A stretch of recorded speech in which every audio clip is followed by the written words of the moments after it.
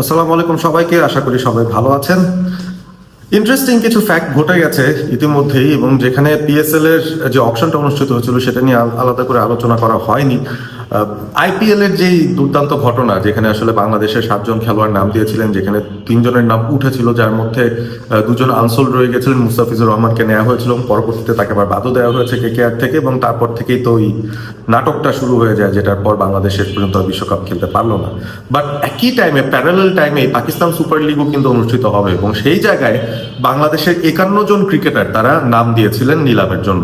এবং সেই অকশনটা পাকিস্তান সুপার লিগের অনুষ্ঠিত হয়ে গেছে জাস্ট 2-3 দিন আগে, এবং সেখানে আমরা দেখেছি যে 51 জনের মধ্যে বেশ কিছু ক্রিকেটারের নাম উঠে এসেছিল নিলামে, তবে বেশিরভাগই অবিকৃত থেকে গেছেন। 51 জনের মধ্যে 47 জনই অবিকৃত থেকে গেছেন বা আনসোল্ড রয়ে গেছেন, যার মধ্যে উল্লেখযোগ্য হচ্ছে লিটন কুমার দাস, তিনি আনসোল্ড রয়ে গিয়েছিলেন। তাসকিন আহমেদ, তিনি আনসোল্ড রয়ে গিয়েছিলেন। তানজিদ তামিম, তানজিম সাকিব, তারাও কিন্তু আনসোল্ড রয়ে গিয়েছিলেন। তবে যে 4 জন দল পেয়েছেন তার মধ্যে একজন অনেক আগেই দল পেয়ে গিয়েছিলেন, মুস্তাফিজুর রহমান। তিনি আগেই ডিরেক্ট সাইনিং এ লাহোর কালান্দার্সে ঢুকে পড়েছিলেন 6 কোটি রুপিরও উপরে একটা প্রাইজে, এবং সেটা মুস্তাফিজের জন্য আমার মনে হয় যোগ্যতার পুরস্কার বলাই যেতে পারে। Definitely is one of the best in the world at the moment টি-20 ক্রিকেটে, এবং সে কারণেই তার ফ্র্যাঞ্চাইজি লেভেল ক্রিকেটের চাহিদাটা অনেক অনেক বেশি।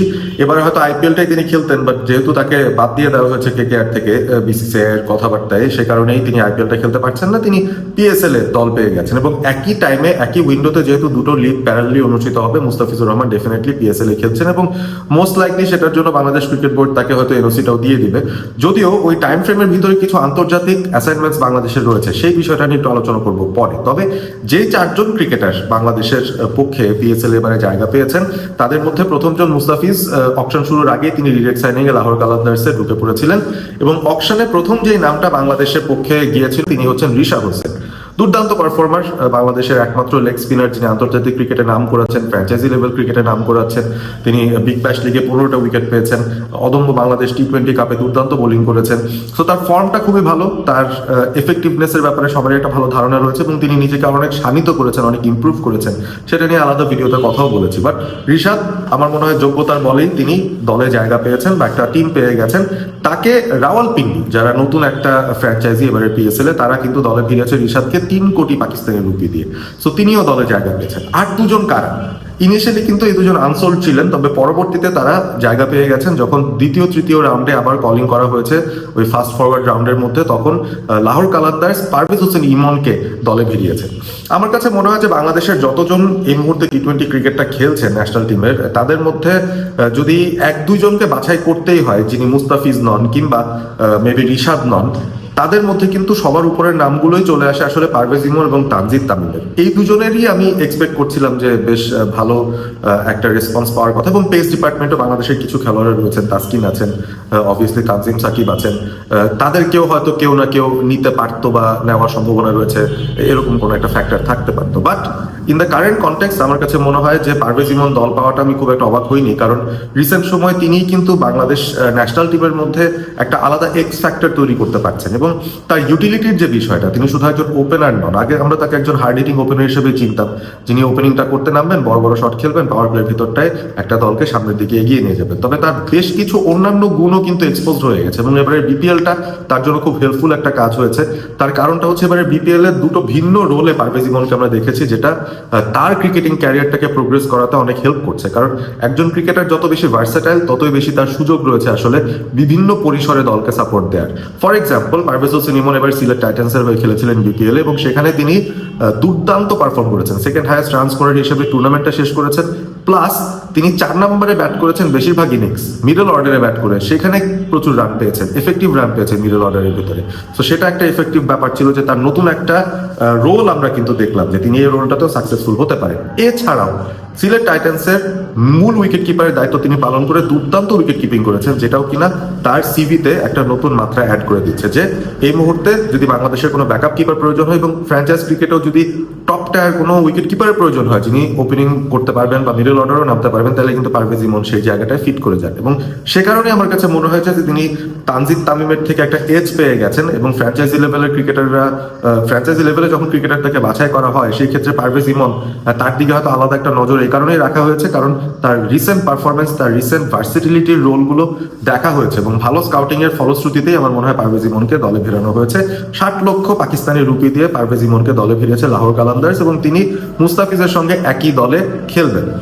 আরো একজন ক্রিকেটার দল পেয়েছেন এবং খুব একটা সারপ্রাইজ হয়নি এটাতেও, যদিও তার এই মুহূর্তে বাংলাদেশ জাতীয় দলের স্কোয়াডে জায়গা নেই, তবে তার যে এক্স ফ্যাক্টরটা রয়েছে সেটাও কিন্তু ওয়ার্ল্ড ক্রিকেটে সমাদৃত। তাকে নিয়ে ইয়েন বিশপের মতো ক্রিকেটাররাও বা ফর্মার ক্রিকেটাররাও, বিশ্লেষকরাও কথা বলেন বা বলেন যে তাকে আসলে নার্চার করতে হবে। তিনি হচ্ছেন নাহিদ রানা, বাংলাদেশের ফাস্টেস্ট বোলার, চাপাই এক্সপ্রেস নাহিদ রানা। তিনি দল পেয়েছেন এবং এর আগেও পিএসএল এ তিনি দল পেয়েছিলেন এবং সেই দলটাতেই তিনি আবারও ফিরেছেন যে দলটা তাকে আগেও নিয়েছিল, কেটা গ্ল্যাডিয়েটার্স। এই দলটার মধ্যেই তিনি খেলবেন এবং এই দলটাতেও নাহিদ রানা সুযোগ পেয়েছেন 60 লক্ষ পাকিস্তানি রুপিতে। সো তার দল পাওয়ার যে ফ্যাক্টরটা আমার কাছে মনে হয় যে সেটা হচ্ছে তার র পেস এবং তার মধ্যে একটা এক্সাইটমেন্ট ফ্যাক্টর কাজ করে এবং তিনি একটা প্রুভেন ক্যারেক্টার। এর আগেও পিএসএল এ যেহেতু খেলেছেন, তার পরিচিতি বেড়েছে, তার নেটওয়ার্ক বেড়েছে, সেই হিসেবে আমার মনে হয় যে পাকিস্তান সুপার লিগে যেই ফ্র্যাঞ্চাইজিরা রয়েছে তারা তাকে চেনেন, বেটার চেনেন এবং সেই হিসেবেই তাকে দলে ফিরিয়েছে কেটা গ্ল্যাডিয়েটার্স এবং আমি আশা করবো যে তিনি আগের বারের তুলনায় বেশি সংখ্যক ম্যাচ পাবেন এবং সেখানেও তার পারফরমেন্সটা দিবেন ভালো মতন।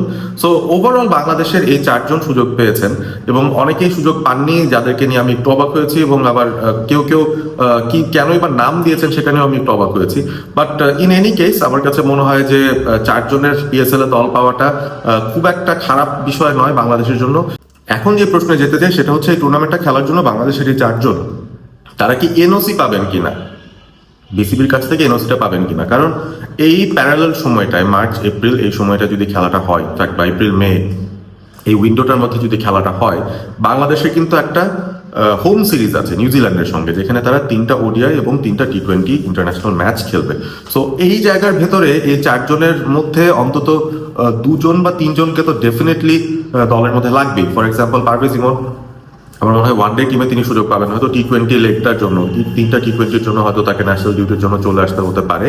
তো সেই ক্ষেত্রে পারভেজ ইমনকে প্রয়োজন হবে টি20-তে। মুস্তাফিজুর রহমান, আমি যেটা শুনছিলাম সেটা হচ্ছে তাকে এনওসি আইপিএল এর জন্য দেওয়া হচ্ছিল পুরোটাই, শুধুমাত্র ওই 3 ম্যাচের ওডিআই সিরিজের জন্য মুস্তাফিজকে বিসিবি তারা রাখার প্ল্যান করছিল। কারণ ওডিআই সিরিজটা ইম্পর্টেন্ট, বাংলাদেশ যদি 2027-এর বিশ্বকাপে সরাসরি কোয়ালিফাই করতে চায় ওডিআই ওয়ার্ল্ড কাপে, সেটার জন্য তাদের কিন্তু বেশ কিছু সিরিজ জিততে হবে এবং র্যাঙ্কিংয়ে টপ 8-এর ভিতর ঢুকতে হবে। তো সেই ব্যাপারটা চিন্তা করে বিসিবি বলেছিল প্রাথমিকভাবে, মুস্তাফিজ যখন আইপিএল সুযোগ পেলেন, যে তাকে পুরো টুর্নামেন্টের জন্য এনওসি দেওয়া হবে, তবে ওই নিউজিল্যান্ড সিরিজের যে 3 ম্যাচ ওডিআই সিরিজটা রয়েছে সেখানে মুস্তাফিজকে একটু দেশে নিয়ে আসতে হবে, তিনি এখানে খেলবেন বাংলাদেশের হয়ে, তারপর আবার তিনি ফিরে যাবেন। সো পিএসএল এর ক্ষেত্রেও কি একই ঘটনা ঘটবে কিনা মুস্তাফিজের জন্য, সেটাই এখন দেখার বিষয়। কারণ টি20 ক্রিকেটেও তো মুস্তাফিজ খুবই এফেক্টিভ এবং সেই জায়গাটাতে বাংলাদেশ মুস্তাফিজকে টি20-র জন্য আবার ন্যাশনাল টিমে রেখে দিতে পারে কিনা সেটাও এখন একটা নতুন প্রশ্নের জায়গা হবে। বাট আমার কাছে মনে হয় যে মুস্তাফিজকে আগের যে প্ল্যানটা ছিল আইপিএল রিলেটেড, সেই একই প্ল্যানটা পিএসএল এর জন্য যদি করা হয়, সেই ক্ষেত্রে মুস্তাফিজও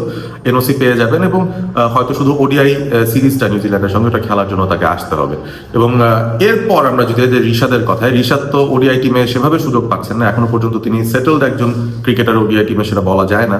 সুতরাং টি20 লেগে হয়তো রিশাদকে রাখা যেতে পারে। সো টি20-র জন্য আমার মনে হচ্ছে টি20 সিরিজে পারভেজ ইমন এবং রিশাদকে নিয়ে আসা হবে, ওডিআইটার জন্য মুস্তাফিজকে আনা হবে এবং নাহিদ রানা আমার কাছে মনে হয় যে তিনি যদি টি20 স্কোয়াডে সুযোগ না পান, ওডিআই স্কোয়াডেও যদি সুযোগ না পান, সেই ক্ষেত্রে তাকেই কেটা গ্ল্যাডিয়েটার্স পুরোটা সময়ের জন্য হয়তো পেয়ে যেতে পারে, কারণ বিসিবি তাকে আসলে এনওসিটা দিতেই পারে।